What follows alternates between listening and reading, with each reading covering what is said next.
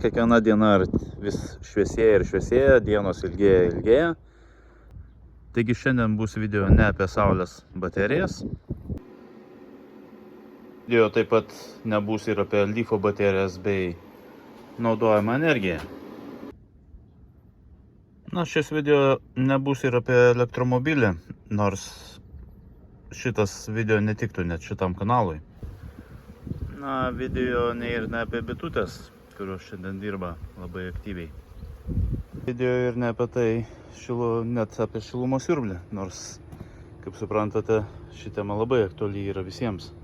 Šiandien video bus šiek tiek techninis. Ta prasme, eisime prie kompiuterio ir aiškinsime labai svarbų dalyką, kurį jūs turėtumėte atlikti savo artimiesiems. Bet persijungėme prie kompiuterio ir filmuodamas ekraną pabandysiu šiek tiek su jumis pasidalinti labai svarbią informaciją. Taigi pereiname prie to dalyko. Čia nusifotografavau mamos išklotinę iš igničio.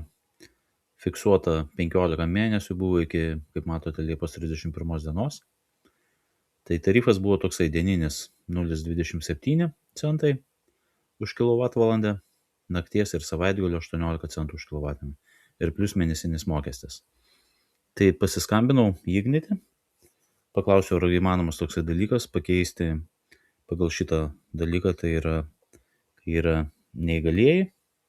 Pasakė, be jokių problemų, tai galima pakeisti.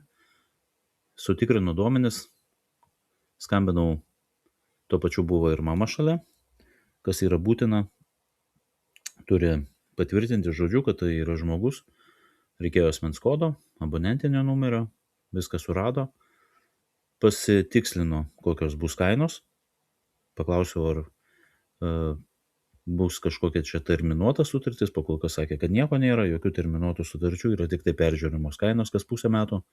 Tai sausio mėnesį nustatytos buvo kainos ir pateiksiu, galiu parodyti, kokios kainos buvo nustatytos. Tai sutartis įsigalios nuo gegužės 1 dienos. Ir tai yra visuomeninis tiekėjas, teiks tas paslaugos, bet Ignitis prižiūrės ir dieninė kaina, tai kaip matote, gavosi 0,2, 0,5, o naktinė kaina gavosi 0,129. Bet kas įdomu, tai yra panaikintas, yra mėnesinis mokestis 1 euras. Tai, kaip sakant, pensinio amžiaus žmogus ir dar turintis negalią per metus beveik 13 eurų gaunasi, 12 eurų su kapeikom, plus toksai tarifas, tai labai gerai pagelbėja sutaupyti kažkiek tai pinigų. Tad jeigu turite savo artimuosius, kurie turi tokį dalyką, kaip negalią, taigi jeigu turite savo artimuosius, tai galite pasitikslinti, kas gali gauti šitą dalyką. Tai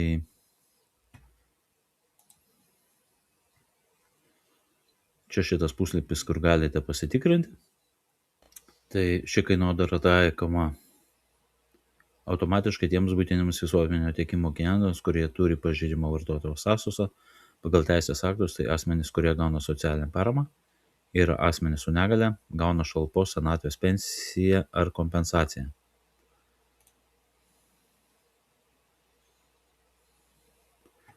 Taigi kas gali naudotis visuomeninio tiekimo paslaugomis. Dar sykį, tai pažeidžiamais asmenimis laikomi tie gyventojai, kurie gauna ar turi teisę gauti piniginę socialinę paramą nepasiturintiems gyventojams, asmenys su negale arba gaunantys šalpos, senatvės pensiją ar šalpos kompensaciją. Tai, kaip matote, galite pilnai pasidomėti ir pagelbėti savo artimiesiems sumažinti tiekimo, sumažinti elektros išlaidas. O kas gavosi, jeigu taip pasižiūrėjus ir užklausus ChatGPT, tai kas gautųsi, jeigu paimčiau kaip pavyzdį, kad 50 kWh per dieną yra suvartojama ar 50 kWh per naktį. Panašiai kažkas tai ir sunaudojama yra, tai jisai man paskaičiavo senoji kaina abonentinis mokestis buvo 1 euras ir naujoji kaina. Tai sutaupimas ir nuolaida procentais, sutaupimas ir atsakymas yra 30,8 procentų visa nuolaida suvartotai energijai. Tai 30 procentų sutaupyti, tai yra labai dideli pinigai senam žmogui arba kažkokiam tai socialiam. Tai jeigu galite, pagelbėkite savo kaimynams, artimiesiems, priminkite, nes iš tikrųjų ta informacija nelabai yra viešinama, aš taip galvoju, nėra taip šaukiama ir aiškinama, kad pulkite visi ir tvarkykitės. Man irgi pačiam tai išlindo ir pasirodė kaip naujiena, nes aš irgi nežinau, nors šitas dalykas buvo publikuotas balandžio 9 dieną. Gal kas nors ir dalinosi Facebook'e, bet aš to nepastebėjau, tad dabar dar sėkiai priminsiu, kad jūs galite taip pat padėti savo artimiesiams, arba jeigu jūs turite tokią pačią kažkokią tai,